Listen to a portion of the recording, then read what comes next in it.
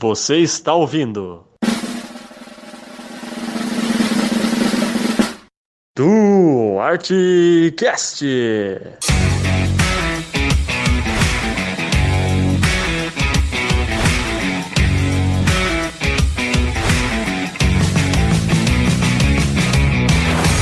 Olá a todos, estamos aqui para mais um episódio do Artcast e para esse episódio temos a ilustre presença dos professores Emerson, Catiane e Alexandra. Olá, obrigado pelo convite. Olá, primeiramente eu gostaria de agradecer esse convite, principalmente dessa galerinha aí que vem fazendo a diferença no novo ensino médio.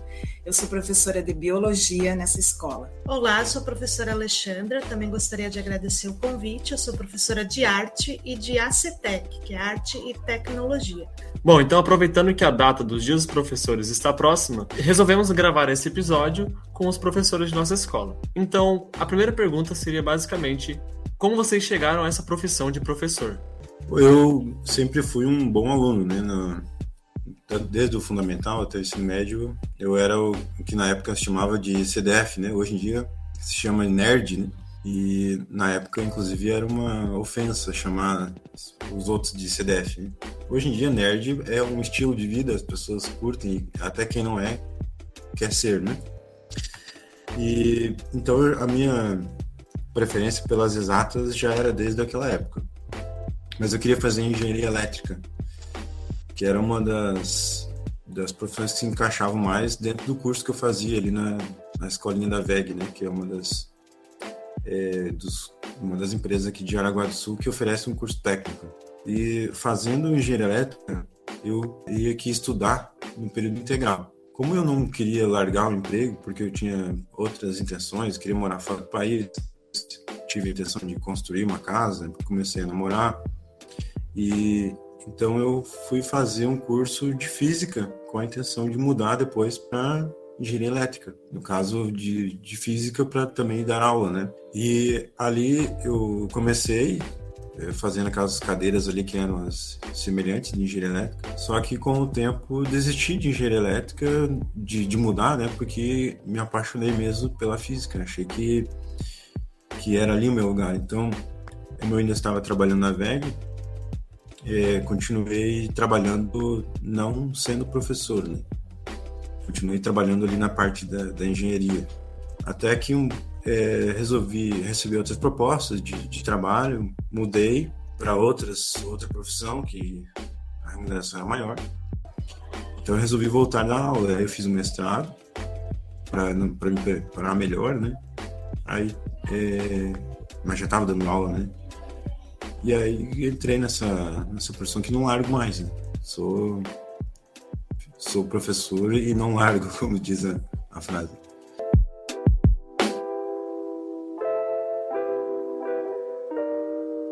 Bom, assim como o professor Emerson, eu sempre me destaquei também na escola. Eu fui aluna, né, do professor José Duarte Magalhães desde o primeiro aninho até o terceiro ano do ensino médio, então eu estudei aqui a minha vida escolar inteira, e eu sempre quis fazer a diferença na vida das pessoas.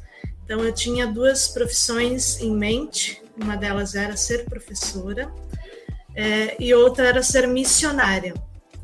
Mas, sendo missionária, eu teria que ficar longe da minha família. Isso eu não queria naquele momento. Então, eu optei pela profissão de professora. Não sabia ainda que disciplina eu daria, né? Porque eu gostava de todas as disciplinas, me destacava em muitas delas. E os professores me influenciavam sempre, querendo, faça geografia, faça química. Química era uma das minhas grandes opções, né, para ser professora, mas eu gostava muito e sempre me destaquei também pela arte, né? Então acabei optando por algo que eu gostasse muito e fazer daquilo uma profissão, né? Eu gostava muito da parte artística, de criar as coisas, inventar coisas, então por isso escolhi a profissão de ser, né, professora então de arte. Estou aqui então há 11 anos já, só no Duarte, né? Trazendo essa galera, então, para o meio artístico, transformando a cabeça dessa galerinha para gostar mais de arte, compreender mais de arte, né? Porque a arte é muito elitizada, então trazer essa possibilidade para os alunos da escola pública também, terem boas aulas e ter um bom professor de arte.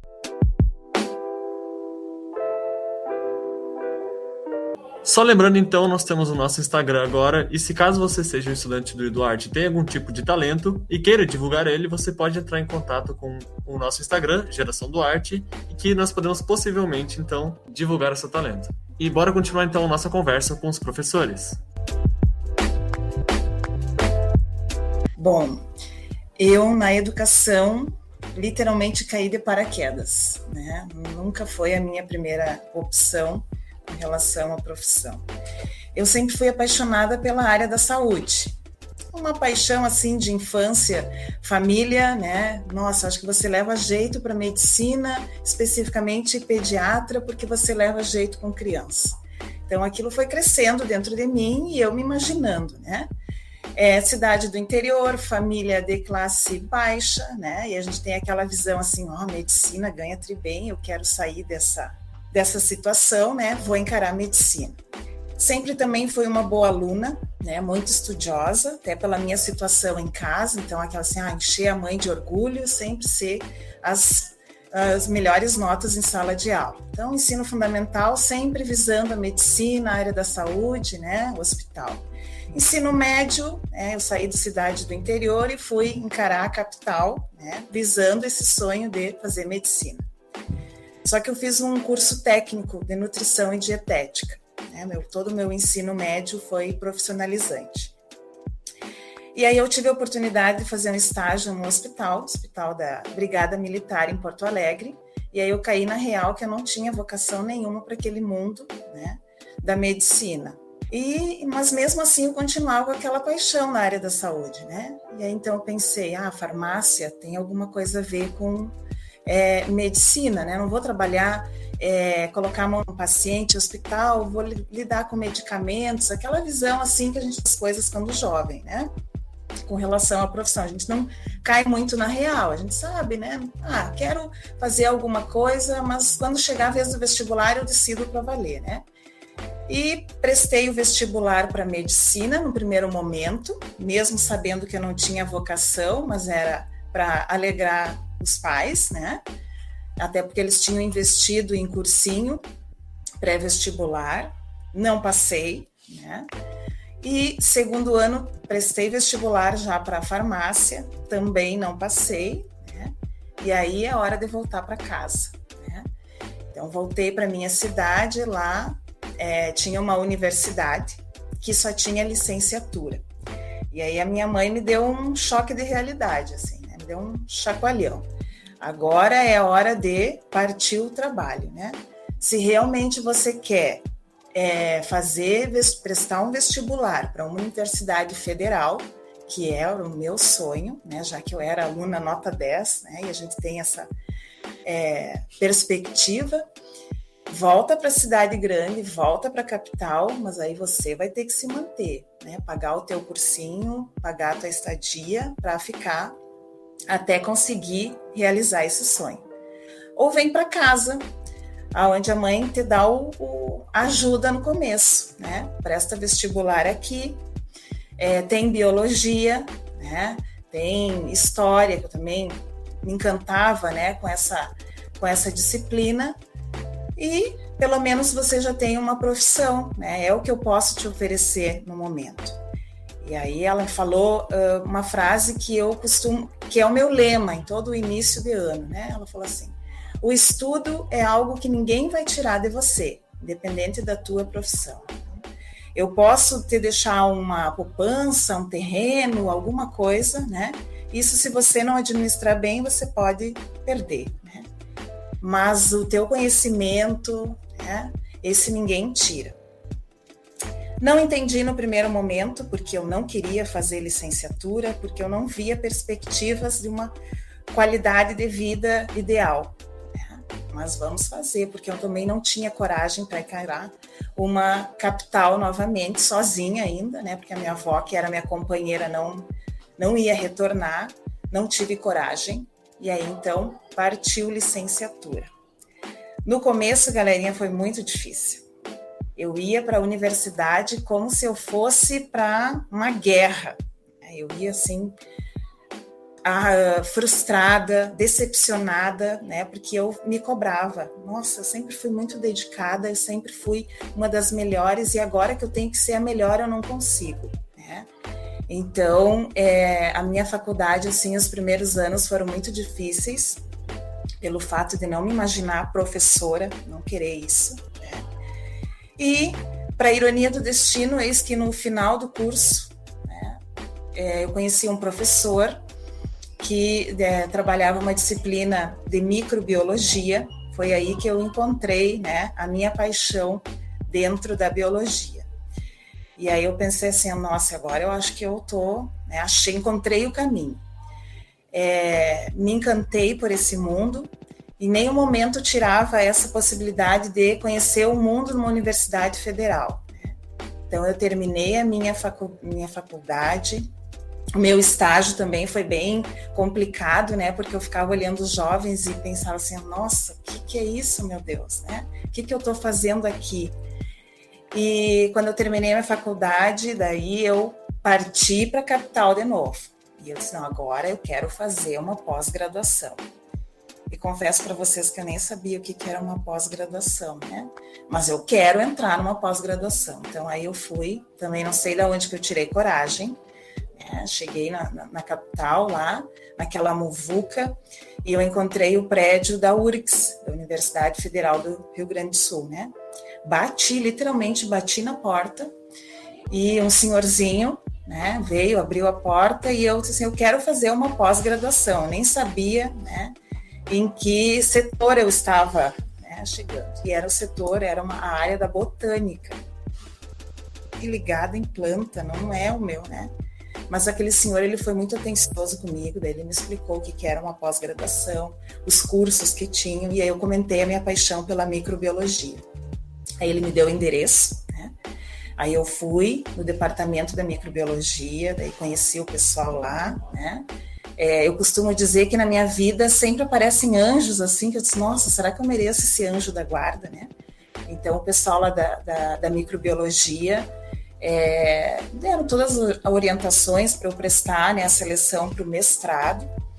E aí, então, eu fiz umas cadeiras como aluna especial, então, novamente, né, como graduanda. E aí, então, eu prestei a prova para o mestrado, fui bem, tive sorte, porque aquele ano eram 20 vagas, né? Eu fiquei em 21ª, e aí eis que, né, eles abriram mais 5 vagas, então quase todos que prestaram a seleção para aquele ano entraram. E aí então eu comecei a me encantar por esse mundo da docência, né? Eu tive a oportunidade de trabalhar numa universidade federal, a dar aula, né? Jovens, ensino médio, ensino fundamental. E aí hoje eu olhando, eu fico imaginando assim, nossa, eu não consigo me imaginar em outro lugar a não ser na sala de aula, né?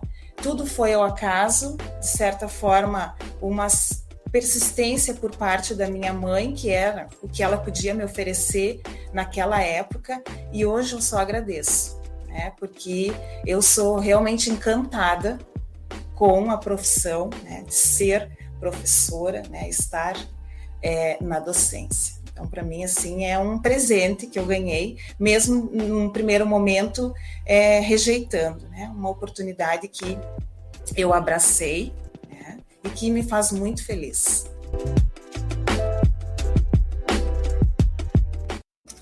Então, como ouvimos a trajetória de vocês, gostaríamos de saber o que é mais difícil na vida de um professor. Bom, eu diria que, de modo geral, assim, é a falta de valorização, né, da sociedade como um todo.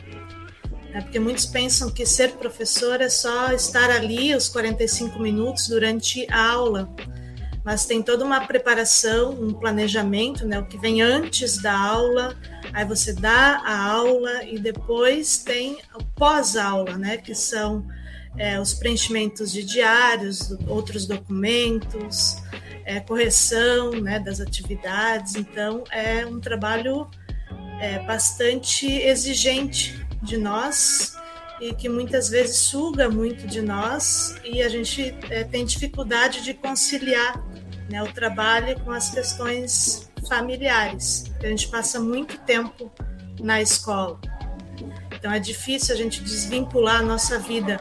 A gente não trabalha com máquinas, né, que no final do expediente a gente desliga e volta só na próxima semana, né, a ligar essa máquina de novo. A gente trabalha com seres humanos e a gente não desliga, né? Eu sou uma professora que tem muita dificuldade em desligar da escola. Parece que eu vivo aqui dentro da escola, como se fosse minha segunda vida, né? Minha segunda casa, porque o tempo todo eu estou pensando, criando possibilidades de transformar isso em aula. Então, é uma dificuldade que eu tenho.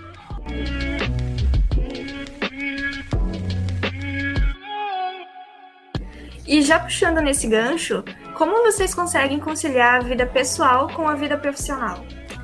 Bom, é bem difícil, né? Mas a gente tenta, né? Fazendo listas, né? Seguindo rigorosamente aquelas listas. Assim como a Pro Alexandra comentou, a gente se entrega, se joga no trabalho, né? Eu tento também, eu sempre fui muito focada na escola, sempre vivi para a escola. Eu dei uma freada depois dos filhos, mas mesmo assim a família já sabe o meu ritmo, né?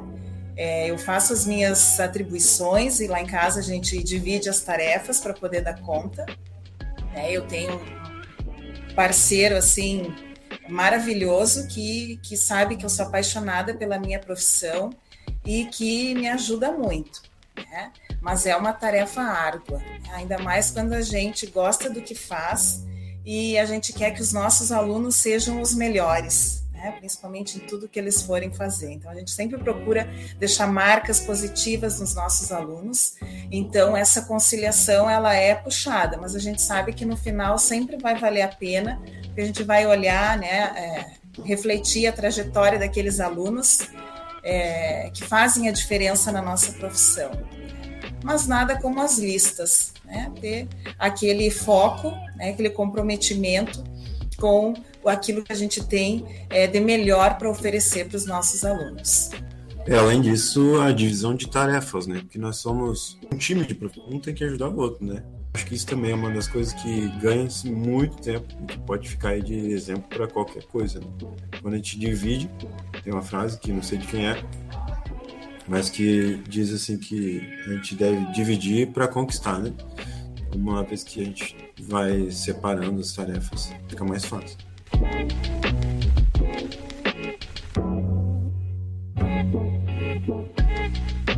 Juntamente disso, então, a gente gostaria de saber quais são as motivações e as desmotivações de vocês na educação. Olha, Miguel, quando você prepara uma aula, tu vê que os teus alunos gostaram, que eles estão querendo voltar, que eles vão dormir, mas pensando, não vejo problemas em voltar amanhã, né?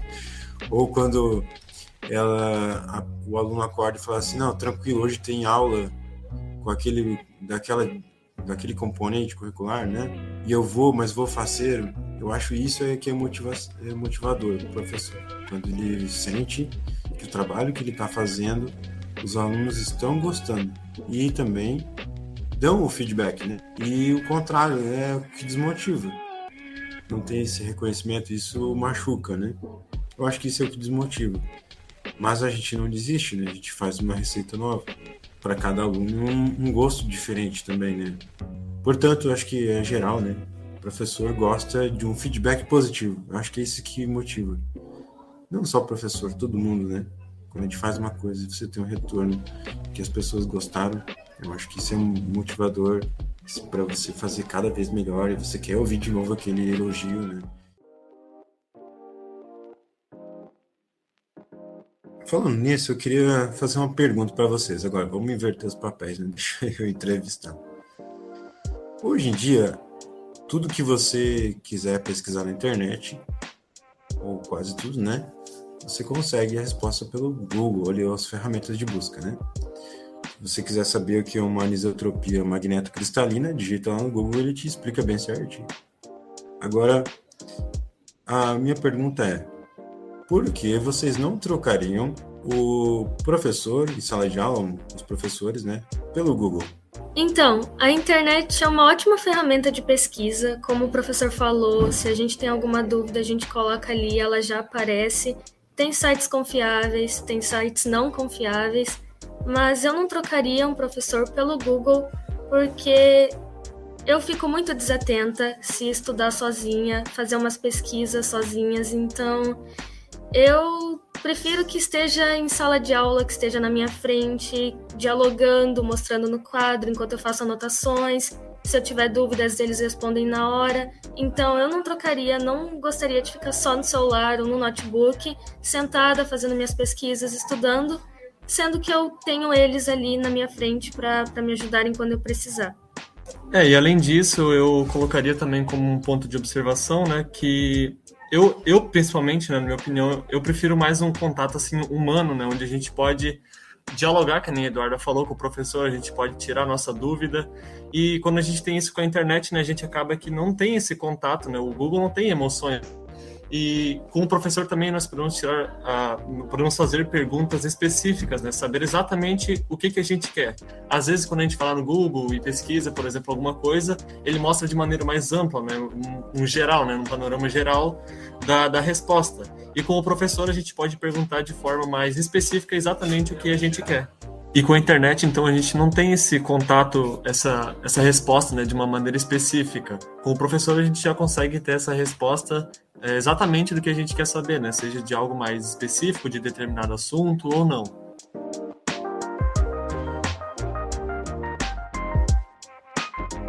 Então, para concluir esse podcast, a gente queria saber como vocês acreditam na educação para construir um futuro melhor.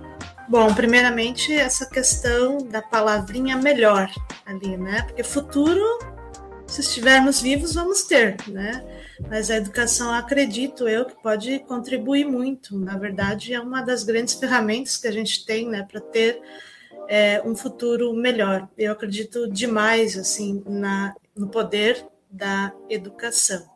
E acho que o professor, ele pode transformar, né, a vida do aluno, tanto para o bem como para o mal também. Esperamos nós, né, que nós, pelo menos aqui no Duarte, a gente esteja contribuindo para o bem do aluno, né, para construir, ajudá-lo, né, a construir o seu próprio futuro e, de preferência, né, que seja um futuro melhor. Então, eu não vejo um futuro melhor sem a questão da educação. Bom, eu também acredito muito, né, que esse mundo da educação, nada é perdido, tudo pode ser transformado. Então, esse que é o encantamento, né, de uma pessoa que está visando esse futuro melhor. Eu sou muito da frase do Fernando Pessoa, acho que tudo vale a pena quando a alma não é pequena, né? E vocês, jovens estudantes, né, com certeza terão inúmeras oportunidades, uma vez que fazem parte desse mundo da escola, da educação. Então, acho que oportunidades com certeza virão, oportunidades boas, né, e que vão fazer a diferença na vida de vocês. E que isso não seria possível, né, se não estivessem prontos, abertos, né, para o novo, para a educação. E quanto mais vocês estudarem, né, mais vocês se dedicarem aos estudos, maior o número de possibilidades que vocês terão, né, de escolha profissional no futuro de vocês. Porque o bom profissional do futuro não é aquele que vai já predestinado a uma só direção, mas aquele que consegue se adaptar a várias direções, né, vários caminhos. Então, a educação, em outras palavras, ela te dá aquilo que erroneamente a gente chama de sorte. Ela te dá um caminho para que as oportunidades sejam expostas para vocês, né? Então, as oportunidades vão ocorrer, sim. Você pode até achar que é sorte, mas não. É porque você estava preparado. E quem vai te preparar é a educação.